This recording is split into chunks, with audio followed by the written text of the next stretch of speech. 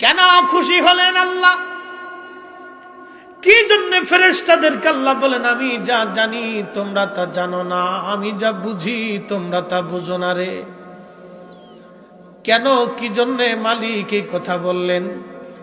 কারণ হাকিকতে নূরে মুহাম্মদী সাল্লাল্লাহু আলাইহি সাল্লাম পৃথিবীতে আল্লাহ পাঠাবেন। এই জন্য আমার মালিক আল্লাহ পাক ফেরেশতাদেরকে ডাক দিয়ে যখন এই কথা শুনলেন, তখন ফেরেশতারা আপত্তি করার পরে আমার আল্লাহ বলেন আমি যা বুঝি তোমরা তা বুঝো না, আমি যা জানি তোমরা তা জানো না। জিব্রাইলকে হুকুম করলেন, জিব্রাইল সারা পৃথিবী থেকে মাটি নিয়ে আসো। জিব্রাইল মাটি আনতে গেলেন, মাটি ডাক দিয়ে বলে জিব্রাইল আমাকে খুদ করবেন না, আমার থেকে মাটি নেবেন না, কষ্ট দিবেন না আমাকে। জিব্রাইল চলে গেল। আল্লাহ মাটি তো আপত্তি করছে, আমি কেমনে আনবো? মিকাইলকে পাঠাইলেন, একই কথা বলল মাটি। ইসরাফিলকে পাঠাইলেন, একই কথা বলল মাটি। একই কথা বলার পরে আল্লাহ আজরাইলকে পাঠাই দিলেন, যাও আজরাইল জমিন থেকে মাটি নিয়ে আসো। বাংলাদেশের মাটি, ভারতের মাটি, পাকিস্তান, মায়ানমার আর চীন, ভুটান আর আপনার কি বলে ওই উত্তর দক্ষিণে পূর্ব পশ্চিম Europe, America, Australia, Africa, Asia, পৃথিবীর সব অঞ্চল থেকে জিব্রাইল আলাইহিস সালাম আজরাইল জোর করে করে মাটিগুলি থাপিয়ে থাপিয়ে নিয়ে গেলেন। বেহেশতের মধ্যে নিয়ে তাসনিম নদীর পানি দিয়ে খামির করা হলো এই মাটিটাকে। খামির করে আমার আল্লাহ রাব্বুল আলামিন আদম সফিউল্লাহকে সুন্দর করে অবয়ব দিয়ে লাকাদ খালাকনাল ইনসানা ফি আহসানি তাকবীর, সুন্দর সুরত দিয়ে আমার মালিক আমার আল্লাহ আদমকে বানাইলেন। কিনা চমৎকার আদম, সুন্দর আদমকে যখন আল্লাহ বানাইলেন, বানাইয়া 40 বছর পর্যন্ত আল্লাহ ওই মাটির আদমকে এইভাবে খাড়া করে রাখলেন। মাটি শুকায়া শুকায়া মাটি ঠন ঠন ঠন ঠন ঠন ঠন করতে লাগলো। আমার আল্লাহ কোরআনে বললেন খালাকাল ইনসানা মিন সালসালিন কাল ফাখার, আমি মানুষ তৈরি করেছি ঠনঠন ঠনঠন শক্ত মাটি দিয়ে। 40 বছর ধরে জান্নাতের ভিতরে এই মাটি শুকাইতে লাগলেন। মাটি শুকায় ঠন ঠন ঠন ঠন ঠন ঠন হয়ে গেল। আল্লাহ বলেন খালাকাল ইনসানা মিন সালসালিন কাল ফাখার, আমি ঠনঠনে ঠনঠনে মাটি দিয়ে মানব বানিয়েছি। ওই ঠনঠনে মাটির মানব দেখে ইবলিস চারপাশ দিয়ে ঘুরে ভিতরে যায়, বের হয়। আর ফেরেশতাদেরকে বলে ফেরেশতাদের ভয় পাওয়ার কিছু নাই, এটা একটা সাধারণ মাটি দিয়ে আল্লাহ একটা কি যেন বানাইছে।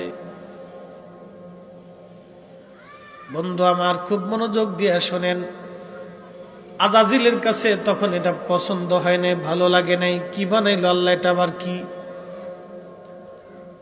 কিন্তু ফেরেশতারা জানে না কে আসবে, কি আসবে, কি আসবে, কি আসবে, ফেরেশতারা তখনও জানে না।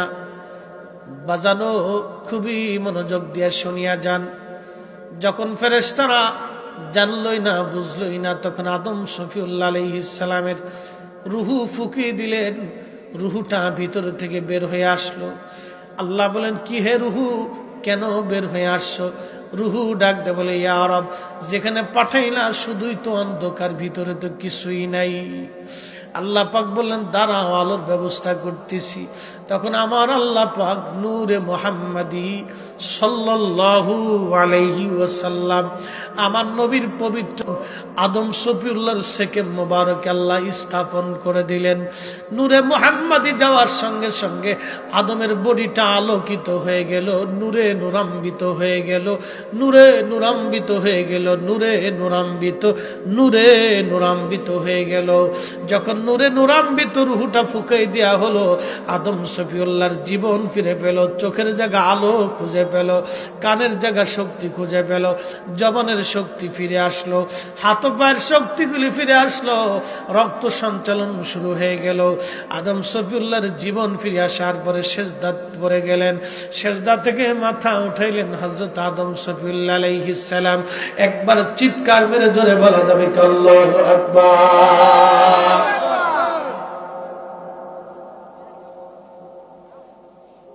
এ মুসলমান, আল্লাহ তার রসুলকে পাঠানোর জন্য ব্যবস্থা করতেছে। আমাদের আছে কি ছাতা বলেন তো? এটা দিয়ে আল্লাহর কি হবে?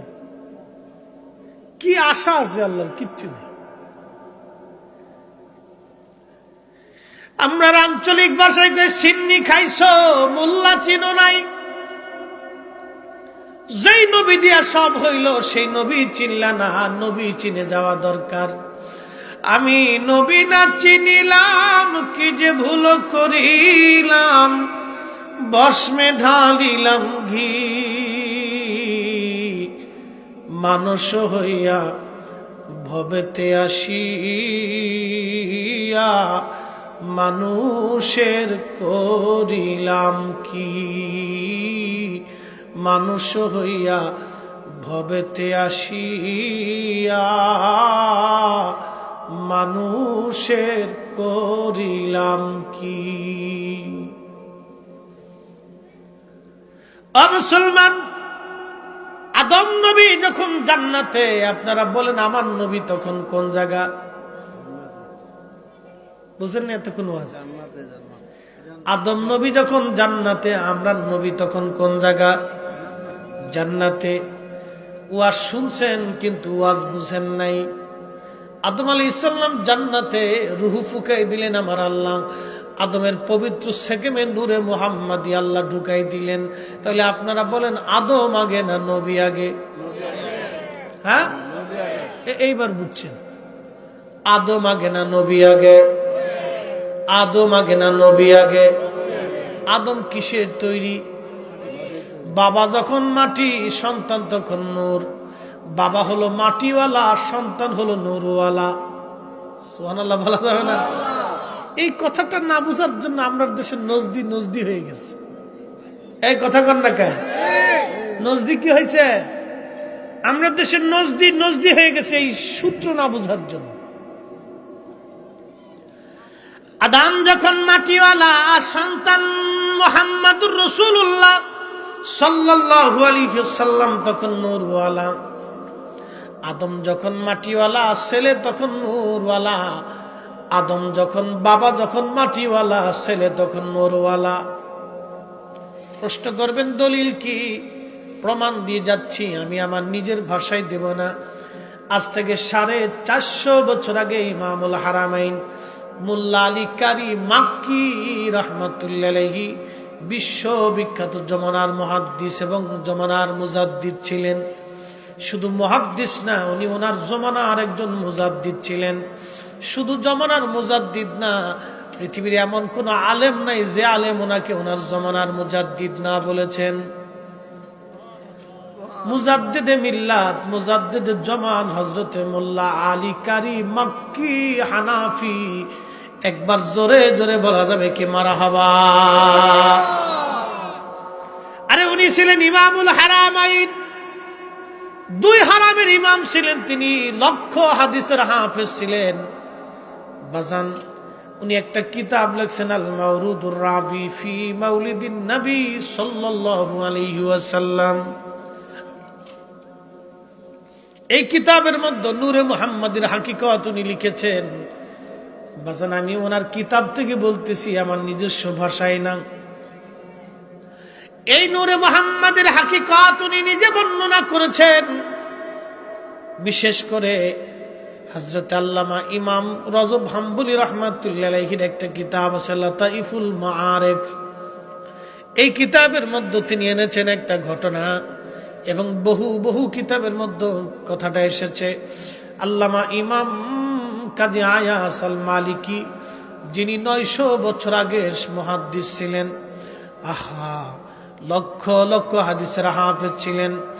আল্লামা ইমাম কাজী আয়াজ আল মালিকি কিতাবুশ শিফার মধ্যে লেখেন, আল্লামা ইমাম আহমদ কাসতালানি আশ-শাফিঈ তিনি আল মাওয়াহিবুল্লাহ দুনিয়ার মধ্যে লেখেন। প্রায় 27টি কিতাবের মধ্যে এই ঘটনাটা এসেছে। হযরত রাসূল কারীমের চাচা আব্বাস রাদিয়াল্লাহু আনহু একদিন তাবুকের যুদ্ধের ময়দানে নবীজির সঙ্গে হুজুর বললেন, হুজুর, আমি আপনার সামনে একটা কবিতা লিখেছি, নবী গো, আপনি অনুমতি দিলে এই কবিতার ছন্দটা আমি আপনাকে পড়ে শোনাইতে চাই। আল্লাহর নবী বললেন, চাচা যান বলেন কি কবিতা শোনাবেন। তখন হযরত আব্বাস রাদিয়াল্লাহু আনহু ৩০,০০০ সাহাবীর সামনে দাঁড়ায় দাঁড়ায় বলতেছিলেন, মিন ক্বাবলিহা তিবতা ফিল জিলালি ওয়া ফি মুস্তাওদাইন হাইসু ইউখসাফুল ওয়ারাক সুম্মা হাবাতাল বালাদা লা বাশার ওয়া আনতা মুদগাতুন ওয়ালা আলাক। আল্লাহ নবী চাচা বলতেছেন, মিন ক্বাবলিহা তিবতা ফিল জিলালি। হযরত আদম সফিউল্লাহ যখন জান্নাতের মধ্যে পত্র দিয়ে পাতা দিয়ে ঘোরাফেরা করেছিল, অর্থাৎ জান্নাতের রন্ধে রন্ধে মোহনায় মোহনায় ঝর্ণায় ঝর্ণায় আরামে বিল্ডিংয়ে বিল্ডিংয়ে দেশে দেশে পাহাড়ে পাহাড়ে পর্বতে পর্বতে আদম সফিউল্লাহ যখন জান্নাতের ভিতরে ঘোরাফেরা করতেছিল, ওগো নবীজি, আদম নবী সেই দিন একা ছিল না, আপনি নবী আদমের সঙ্গেই ছিলেন। একবার আওয়াজ তুলে বলা যাবে কি মারহাবা? কে বলতেছে? চাচাকে, আব্বাসকে, নবীজি সাহাবী, সাহাবীকে। ওনার এক জুতা এক পাল্লায় দিলে আর আমরা সারা নোজ দিই, ওনার জুতা মোবারক এক পাল্লায় দিলে আর আমরা তাম সাহাবী ব্যতীত সমস্ত উম্মত কার এক পাল্লায় দিলে ওনার জুতার ওজনের সমান হবে না। আসতে বলেন কেন? আর জোরে বলেন আল্লাহু আকবার। হ্যাঁ, তিনি বলতেছেন। এই জন্য আল্লাহ রাসূল কি বলছেন? মা আনা আলাইহি ওয়া সাহাবী, আমি নবী নিজে এবং আমার সাহাবায়ে কেরাম যে আকীদা, যে মতে, যে পথে থাকবে, এই মতে এই পথে যারা থাকবে তারাই হক, তারাই আহলে সুন্নাত ওয়াল জামাত। কথা বলেন ঠিক কিনা? আমাদের দেশে আহলে সুন্নাত ওয়াল জামাত কিন্তু হেতারাও দাবি করে। কি কথা কন না কেন? হেতারাও দাবি করে আমরাও আহলে সুন্নাত ওয়াল জামাত।